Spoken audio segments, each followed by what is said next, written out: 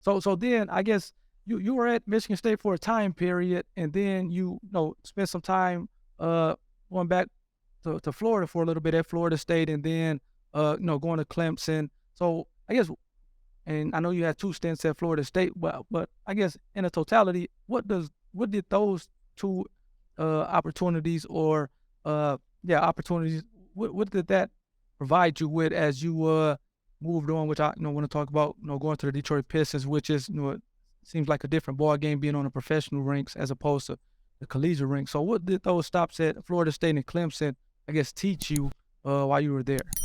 Yeah, it goes back to, again, you'll hear me sound like a broken record, 8-track, a vinyl, however you want to call it, quote, but relationships matter. And Yeah. the reason I have both of those opportunities, particularly the first time, I worked at Florida State twice, but the first stint when I left Michigan State as a graduate assistant under Jim, Yep. my mentor and someone I lean on currently to this day, Steve Buzan, hired me at Florida State, to work as an academic advisor Okay. for football and track and field and cross country.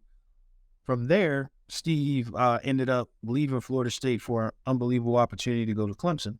Okay. And once he got settled, he asked me to come with him. Wow. So it was really awesome that those two experiences were really become, being under his tutelage. And that just speaks to Steve as a leader and what I saw in him. But in those instances, I learned so much about me.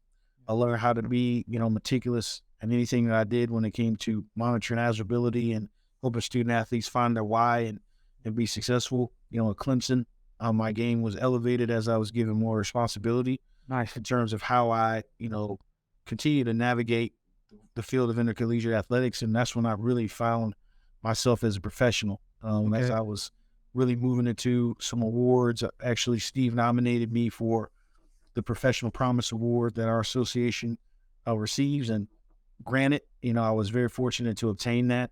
And that's what kind of the momentum began. And I then went back to Florida State, Okay. take on a larger role for 6 years, and then expanded into athletic administration and source supervision to monitoring budgets and doing the unthinkable. So, Yeah.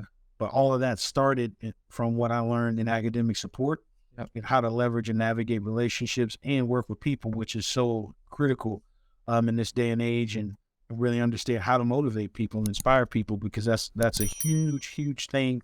It's easy for me to work up and be fired up and be ready to go. Yeah, for sure. How do I translate that to the job of getting other people to have that same positivity, energy, emotion, will to win, grit, all of those things, where that's me as a leader, that my job now impacts not what I do, but what people do around me. Gotcha. That's a change. That's a shift. But I've learned all of that because I can relate, because I've been in those situations and I've been in the trenches and the weeds. But Florida State, Clemson, unbelievable stops, amazing people on everything. Stan Wilcox, who is the executive vice president